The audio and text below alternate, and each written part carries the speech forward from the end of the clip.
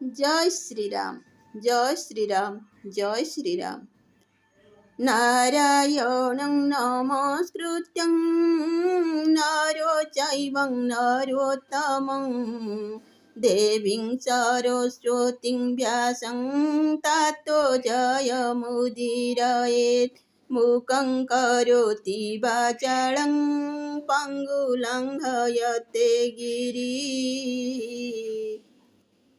यत्कृपातमहं वन्दे परमानन्दमाधव। परमानन्दमाधव। परमानन्दमाधव। प्रिय श्रोता बंधु, भक्ति मार्ग तरफरु आपण मानंकु मोर स्वागत। परम प्रेममय ठाकुर त्रेतया जुगर अवतारी पुरुष श्रीरामचंद्रंकर गुणगाथा उपरे आधारित श्री संत तुलसीदासंक लेखनीकृत श्रीरामचरित मानसर बालकांड आम्भे श्रवण करुछंती। सही बालकांडरे परम पुरुष श्रीरामचंद्रंकर जन्मर प्रथम चरण स्थापित होइछि विश्वमोहिनी स्वयंवररू। सही विश्वमोहिनी स्वयंवर आपण माने श्रवण करिछंती। आसंतु आगकु जिबा आउ कोन हेउछि संपूर्ण रूपे श्रवण करिबा।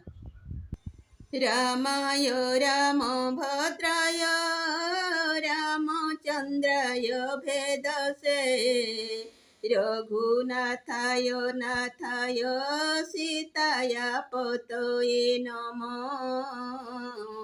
सीताय पतये नमः। सीताय पतये नमः। बहुविधि विनय किन्हितहि काला प्रगटे प्रभु कौतुकी कृपाला। प्रभु बिलकी मुनि नयन जुड़ाने होई काजुइए हरसाने।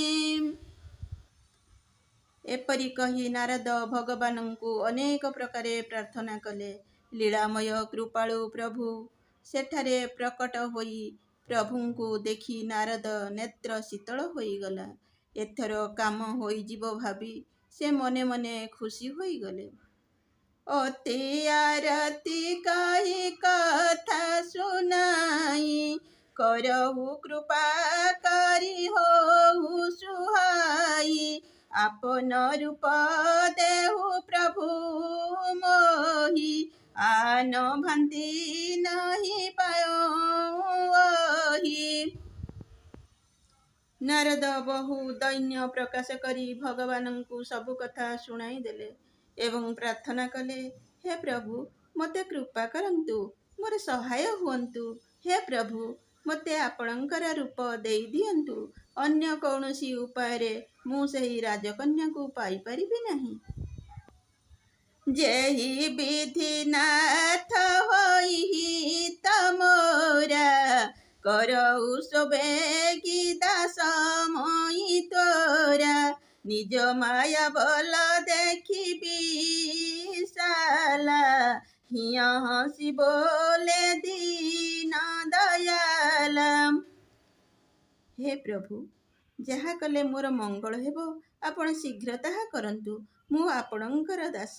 निज मायार विराट शक्ति देखि दीन दयालु भगवान मने मने हसिले कहिले, जेहि विधि होई परमहित नारद सुनहु तुम्हारा। सोई हम करबनो अन कछु वचन नमृषा हमारा। हे नारद शुणंतु, जहा कले आपणंकर परम मंगल हेब मु ताहा ही करिबि, अन्य किछि करिबि नाही। मो कथा केबे मिछ हुए ना। कुपथ मागरु व्याकुल रोगी वैदन देई सुनहु मुनि जोगी। एहि विधि ता तुम्हारा मोहि ठयाऊ कही असंतर हित प्रभु भयाऊ। हे ମୁନି ଯୋଗୀ, ଶୁଣନ୍ତୁ, ରୋଗରେ ବ୍ୟାକୁଳ ହେଉଥିବା ରୋଗୀ କୁପଥ୍ୟ ମାଗିଲେ ବୈଦ୍ୟ ତାହା ଦିଏ ନାହିଁ। ମୁଁ ମଧ୍ୟ ଆପଣଙ୍କର ସେହିପରି ମଙ୍ଗଳ କରିବାକୁ ପଣ କରିଛି। ଏପରି କହି ଭଗବାନ ଅନ୍ତର୍ଧ୍ୟାନ ହୋଇଗଲେ। ମାୟା ବିବାସ ଭୟେ ମୁନି ମୂଢ଼ା ସମୁଝି ନାହିଁ ହରି ଗିରା ନିଗୂଢ଼ା ଗवने तुरत तहारी सिराई जहाँ स्वयंवर भूमि बनाई। ଭଗବାନଙ୍କ ମାୟାରେ ବଶୀଭୂତ ହୋଇ ମୁନି ଏପରି ମୂଢ଼ ହୋଇଯାଇଥିଲେ ଯେ ସେ ଭଗବାନଙ୍କର ସ୍ପଷ୍ଟ କଥାକୁ ବି ବୁଝିପାରିଲେ ନାହିଁ। ଯେଉଁଠାରେ ସ୍ୱୟଂବର ସଭାର ଆୟୋଜନ ହୋଇଥିଲା, ଋଷିରାଜ ନାରଦ ସେଠାକୁ ତୁରନ୍ତ ଚାଲିଗଲେ। ନିଜ ନିଜ ଆସନେ ବୈଠେ ରାଜା ବହୁ ବନାଉ କରି ସହିତ ସମାଜ ମୁନି ମନୋହର ସ୍ୱରୂପତି ମୋରେ ମୋହିତ ହିଁ ଆନନ୍ଦ ବିରହନ ଭାରେ। ରାଜାମାନେ ନାନା ପ୍ରକାର ସଜବାଜ ହୋଇ ଲୋକବାକ ଧରି ନିଜ ନିଜର ଆସନରେ ବସିଥାନ୍ତି। ମୋ ରୂପ ବଡ଼ ସୁନ୍ଦର ହୋଇଛି, ସେହି କନ୍ୟା ଭୁଲରେ ବି ମୋ ଛଡ଼ା ଅନ୍ୟ କାହାକୁ ପରିବ ନାହିଁ। ମନେ ମନେ ଏପରି ଭାବି ନାରଦ ବଡ଼ ଖୁସି ହେଉଥାନ୍ତି। ମୁନି ହିତ କାରଣ କୃପା ନିଧାନ ଦିନକୁ ରୂପ ନ ଯାଇ ବଖାନା ସୁଚରିତ୍ର ଲଖି କାହୁଁ ନ ପାୱା ନାରଦ ଜାନି ସବହି ଶିରୁନାୱା। କିନ୍ତୁ କୃପାନିଧାନ ଭଗବାନ ମୁନିଙ୍କ ମଙ୍ଗଳ ନିମନ୍ତେ ତାଙ୍କୁ ଏପରି କୁରୂପ ଦେଇଥାନ୍ତି ଯେ ତାହାର ବର୍ଣ୍ଣନା କରିହେବ ନାହିଁ। ଅବଶ୍ୟ ଏକଥା କେହି ବି ଜାଣିପାରିଲେ ନାହିଁ। ସମସ୍ତେ ତାକୁ ନାରଦ ବୋଲି ଭାବି ପ୍ରଣାମ କଲେ।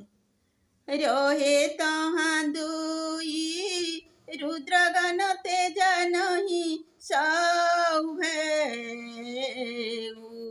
ବିପ୍ରବେଶ ଦେଖତ ଫିରହି ପରମ କୌତୁକିତେଉ। ସେଠାରେ ଶିବଙ୍କର 2 ଜଣ ଗଣ ମଧ୍ୟ ଥିଲେ। ସେ ଦୁହେଁ ସବୁ ରହସ୍ୟ ଜାଣିଥିଲେ। ତେଣୁ ସେମାନେ ବ୍ରାହ୍ମଣ ବେଶ ଧରି ବୁଲି ବୁଲି ଏସବୁ ଲୀଳା ଦେଖୁଥିଲେ। ସେ ଦୁହେଁ ବଡ଼ କୌତୁକ ପ୍ରିୟ ଥିଲେ। ଯେହି ସମାଜ ବୈଠେ ମୁନି ଯାଇ ହୃଦୟ ରୂପ ମିତ ଅଧିକାଇ ତହ ବୈଠେ ମହେଶ ଗନ ଦଉ ବିପ୍ରବେଶ ଗତି ଲଖଇ ନ କଉ। ନାରଦ ମନେ ମନେ ନିଜ ରୂପର ଅଭିମାନରେ ଗର୍ବିତ ହୋଇ ଯେଉଁ ଧାଡ଼ିରେ ବସିଥିଲେ, ଶିବଗଣ ଦୁହେଁ ଯାଇ ସେହି ଧାଡ଼ିରେ ବସିଗଲେ। ବ୍ରାହ୍ମଣ ବେଶ ଧରିଥିବାରୁ ସେମାନଙ୍କର ଏହି ଚାଲ କେହି ଜାଣିପାରିଲେ ନାହିଁ। କରହିଁ କୋଟି ନାର ଦହି ସୁନାଇ ନିକି ଦିନି ହରି ସୁନ୍ଦରତାଇ ରିଝି ରାଜକୁଅଁରୀ ଛବି ଦେଖି ଇହ୍ନହିଁ ବିରିହି ହରି ଜାନି ବିଶେଷୀ। ସେ ଦୁହେଁ ନାରଦଙ୍କୁ ଶୁଣାଇ ଶୁଣାଇ ବିଦ୍ରୂପ କରିବାକୁ ଲାଗିଲେ। ହରି ଏହାଙ୍କୁ ବଢ଼ିଆ ରୂପ ସୌନ୍ଦର୍ଯ୍ୟ ଦେଇଛନ୍ତି। ଏହାଙ୍କ ରୂପ ଦେଖି ରାଜକୁମାରୀ ପ୍ରସନ୍ନ ହୋଇଯିବ ଏବଂ ଏହାଙ୍କୁ ହରି ଅର୍ଥାତ୍ ମାଙ୍କଡ଼ ଜାଣି ବିଶେଷ ରୂପେ ବରଣ କରିବ। ମୁନି ମୋହ ମନ ହାତ ପରାଏ ହାଂସହି ଶମ୍ଭୁ ଗନ ଅତି ସଞ୍ଚୁପାଏ ଯଦପି ସୁନାହି ମୁନି ଅଟପଟି ବାନି ସମୁଝି ନ ପରଇ ବୁଦ୍ଧି ଭ୍ରମ ସାନି। ନାରଦ ମୁନିଙ୍କୁ ତ ମୋହ ଘଟିଥିଲା, କାରଣ ତାଙ୍କ ମନ ଅନ୍ୟ ହାତରେ ଥିଲା। ଶିବଙ୍କ ଗଣ ଦୁହେଁ କୌତୁକରେ ହସୁଥାନ୍ତି। ନାରଦ ସେ ଦୁହିଁଙ୍କୁ ବକ୍ରୋକ୍ତି ଶୁଣୁଥାନ୍ତି।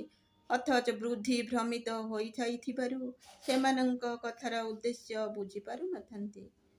କାହୁ ନ ଲଖା ସଚରିତ ବିଶେଷ ସ୍ୱସ୍ୱରୂପ ନୃପ କନ୍ୟା ଦେଖା ମର୍କଟ ବଦନ ଭୟଙ୍କର ଦେହି ଦେଖତ ହୃଦୟ କ୍ରୋଧ ଭାତେହି। ଏହି ରହସ୍ୟ ଅନ୍ୟ କେହି ଜାଣିପାରିଲେ ନାହିଁ। କେବଳ ରାଜକନ୍ୟା ନାରଦଙ୍କର ସେହି ରୂପ ଦେଖିପାରିଲେ। ତାଙ୍କର ମାଙ୍କଡ଼ ମୁହଁ ଓ ଭୟଙ୍କର ରୂପ ଦେଖୁ ଦେଖୁ କନ୍ୟାର ମନରେ କ୍ରୋଧ ଆସିଗଲା। ବନ୍ଧୁମାନେ, ଆଜି ପାଇଁ ଏତିକି। ପୁଣି ସାକ୍ଷାତ ହେବ ଆଗାମୀ ଅଧ୍ୟାୟରେ। ଭୀମ శాపి రణୁଭଙ୍ଗ ମୁନିରପି ମତି ଭ୍ରମ ଯଦି ଶୁଦ୍ଧମଶୁଦ୍ଧ ବା ମମ ଦୋଷ ନ ବିଦ୍ୟତେ ମମ ଦୋଷ ନ ବିଦ୍ୟତେ ମମ ଦୋଷ ନ ବିଦ୍ୟତେ।